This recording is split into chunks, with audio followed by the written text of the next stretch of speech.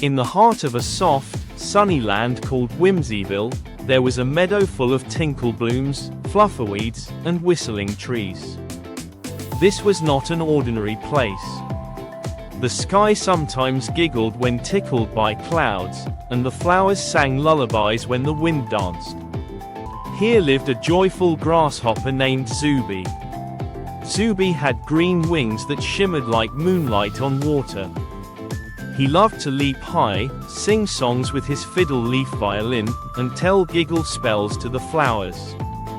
Zubi's best songs made the butterflies twirl and the honeybees hum in harmony. He played all day, sipping dew from glitterberries and sleeping in dandelion hammocks. But in the same meadow lived a wise little ant named Nima. Nima came from the sandy hills of Saharika and had bright eyes that sparkled with smarts. She carried food, built tunnels, and kept her tiny leaf home neat and cozy. Nima didn't sing or dance. She believed every seed had its season, and every season needed a plan. She worked from morning hush to moon blink. Every day, Zubi played his fiddle-leaf violin, and Nima walked past, carrying twinklecorns and sparkle beans for the winter. Though they were very different, they always smiled when they passed each other under the flutterfruit trees. The sunny days of Leafember, the season of Leafember arrived. The trees turned golden orange and dropped leaf clouds that floated like boats in the breeze. Birds flew in sky shapes, and mushrooms wore hats like umbrellas. Zubi played louder and laughed more. His songs floated high with the feather flakes. He taught the chipmunks to hop and the fireflies to glow in patterns. Nima, with her tiny basket made of threadgrass, worked even harder. She stored sweet crunchies and wiggle nuts in her underground rooms. Every day, she passed Zubi, still singing, still dancing. She sometimes wondered if he ever worried about cold days. But Zubi only thought about music and magic. He believed the meadow would always be sunny and the sky always kind. Nima thought otherwise. She knew that soon the frost whiskers would come, and the wind would whisper of snow. Frost whiskers and the first snow spins. Then, one morning, the sun wore a scarf of fog, and the grass wore icy socks. Winter was peaking. Zubi woke up shivering. His hammock was cold, and the flowers no longer sang. The butterflies had flown to the dreamy south, and the honeybees slept in waxy caves. He tried to play his fiddle-leaf violin, but his fingers were chilly, and no one danced anymore. The wind whispered through the empty meadow, tossing frost whiskers in the air. Nima was warm inside her snug leaf house. She had food in her tunnel kitchen and a cozy blanket made of feather moss. Zubi had nothing but his music, and even that felt quiet now. He leapt from bush to bush, looking for berries, but the branches were bare. The sparkle beans were gone, and the glitterberries were frozen like glass buttons. His wings felt heavy, and his belly rumbled with the hunger of winter. Nima's secret door deep beneath the snow, Nima sat by her whisperlight lamp, nibbling on honey crunch seeds. Her little home smelled like warm mint and sweet crumbs. Suddenly, she heard a tiny tap at her moss curtain. It was barely a knock, more like a soft wish. She peeked out and saw Zubi, shivering with frost on his wings. His eyes were dim, and his feet were cold as pebble ice. He looked smaller than before, and not a song floated from him. Nima's heart wiggled with a strange warmth. She remembered all the sunny days when Zubi played music just for the sky, when he made the butterflies laugh and the wind spin. She opened her secret door, wide enough for a grasshopper with frozen toes. Zubi stepped inside, and the warmth wrapped around him like a hug made of fluff clouds.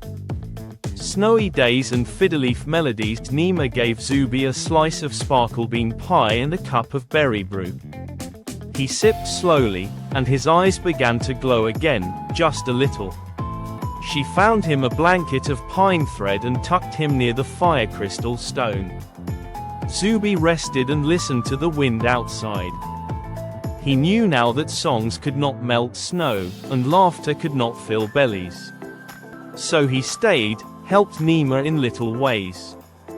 He fixed cracks with spider lace, organized the wiggle nuts, and told funny tales about summers past.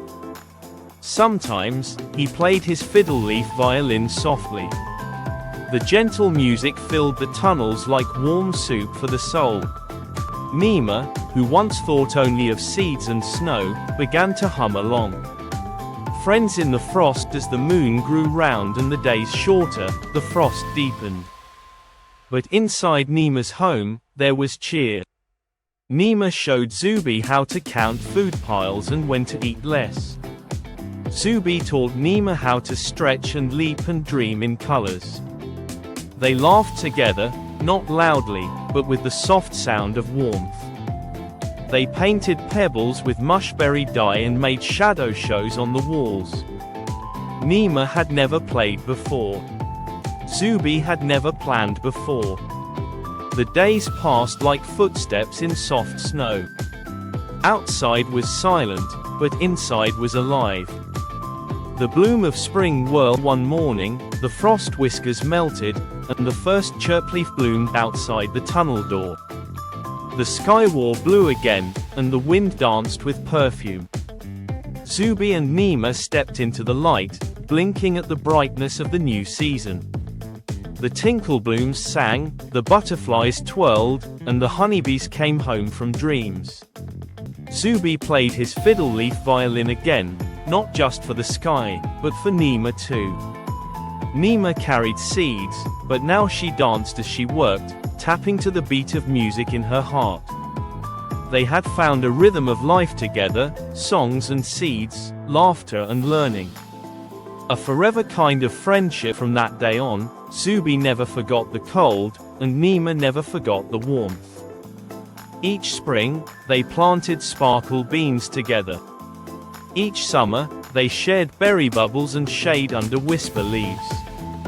When fall came, they worked as a team. Zubi stored food, and Nima helped him make a stronger hammock. Winter still came, but it was never lonely again. Zubi and Nima told young ones the tale of their first frost together. They called it, the time of tumbled ice and heartfire. The meadow remembered their friendship. The flowers bloomed brighter. The trees whispered the tale in their leaves. And the stars above smiled down, twinkling in fiddle-leaf tunes. Conclusion: what the wind learned. The wind still tells this story in its whistles and breezes. It speaks of a grasshopper who learned to prepare, and an ant who learned to play. It reminds all who listen that friendship is not about being the same. It's about sharing the sun and the snow, the songs and the seeds. And so, in every meadow and under every moon, Zubi and Nima live on, in music, in memories, and in the soft heart hugs of true friendship.